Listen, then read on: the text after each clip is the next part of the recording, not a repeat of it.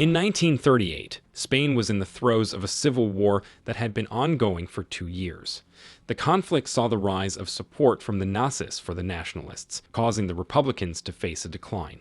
In a quaint countryside village, a joyous wedding celebration was abruptly halted by the arrival of a Nazi major leading a convoy of cars.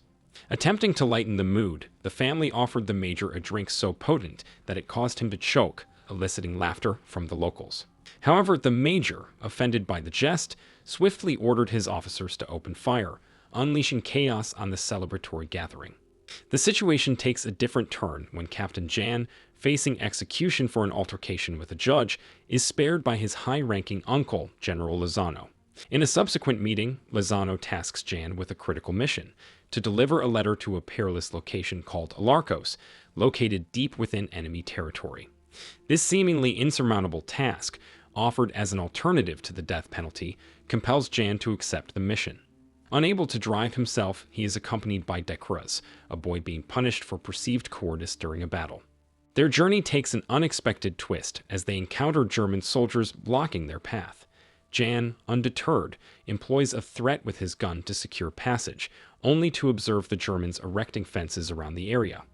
The pair hears planes above, prompting Jan to intervene when a pilot parachutes down nearby. Recognizing the pilot as an ally, Jan and Decruz venture into the forest, discovering plane parts with the same symbol as the Nazi train. Their mission takes a grim turn when they find the pilot hanging on a tree, lifeless and missing both legs.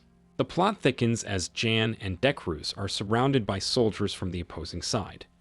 Jan, quick-witted, feigns intelligence to approach the sergeant, but a blade-wielding assailant poses a threat. The sergeant prevents an immediate attack, recognizing Jan's potential value as a hostage. However, frustration ensues when the mission letter reveals only a cheeky note about war. The sergeant contemplates shooting Decruz, leading to a tense moment when Decruz reacts nervously. The sergeant ultimately decides to keep both Jan and Decruz as hostages, with the group preparing to depart.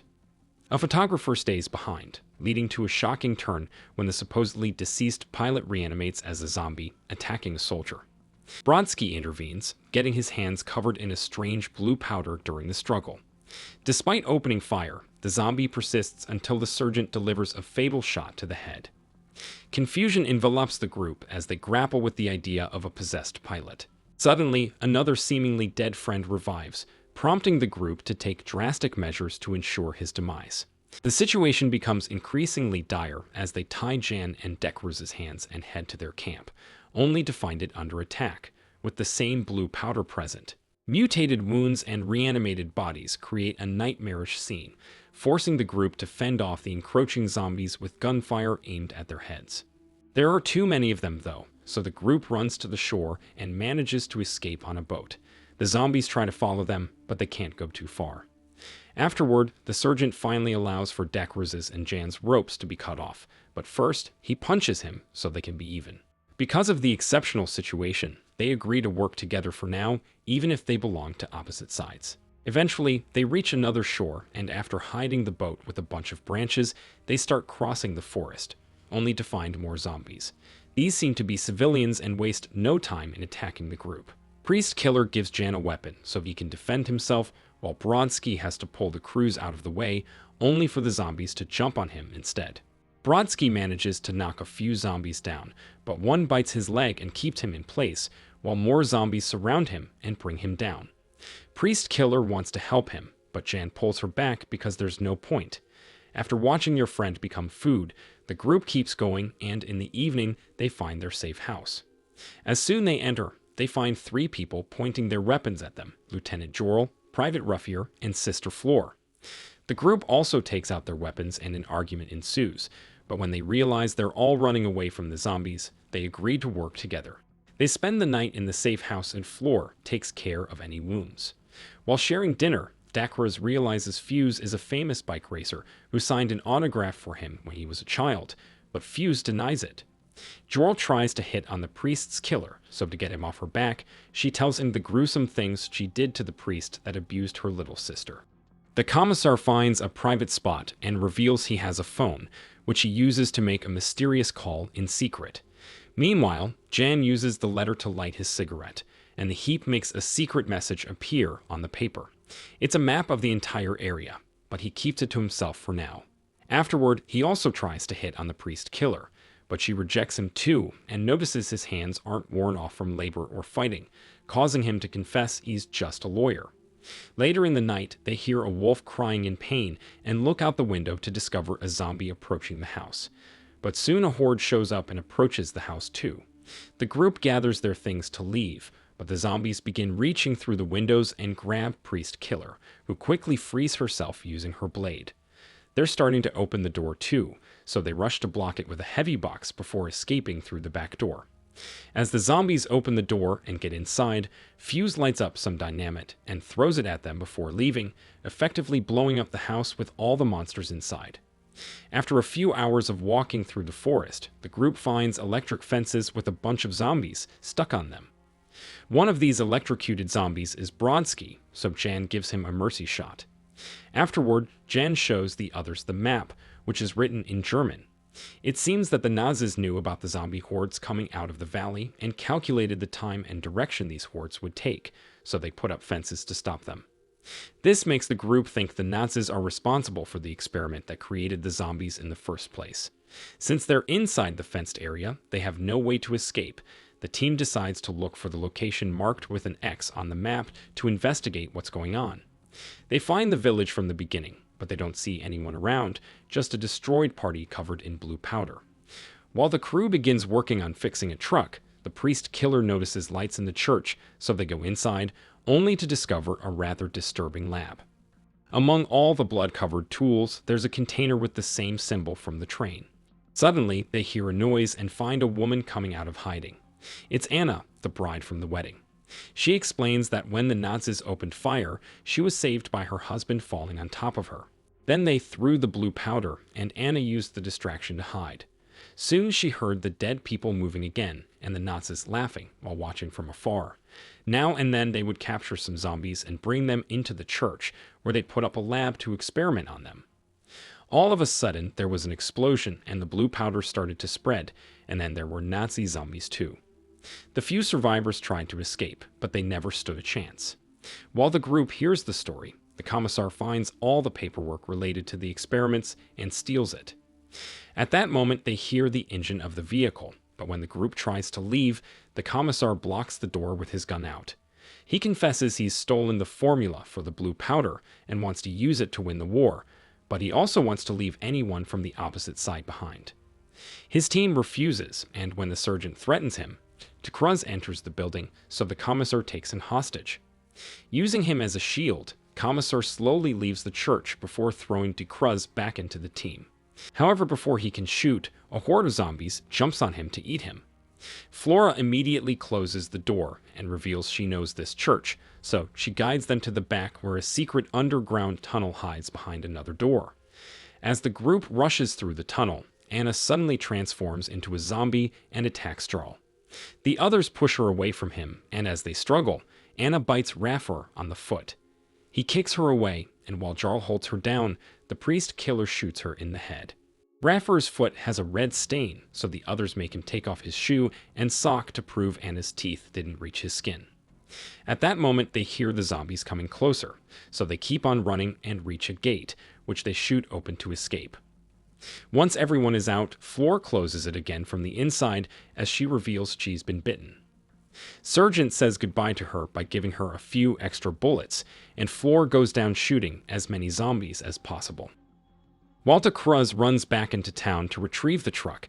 Jan proposes to go to the Nazi outpost, where he saw the train with the same symbol from the containers in the church. Jan thinks they'll have an antidote, and when the others refuse to walk into enemy territory, Jan offers a heartful speech about how the zombie infection will kill civilians as well. At that moment, Cruz shows up with the truck, hiding the fact he's been bitten. Everyone accepts to follow Jan, and they make it to the outpost in the morning. While the group hides, Jan approaches the entrance and almost gets shot by a guard. Soon Lozano and the Major come out and reveal they already know everything that happened thanks to the commissar's phone call. So Lozano will allow Jan to come in because he's his nephew, but not the rest of the group. He also explains that the higher-ups will bomb the area soon, but Jar refuses to leave anyone behind and goes back to his team. Lozano wants to delay the bombing for the sake of his nephew, but the Major shoots him to stop him.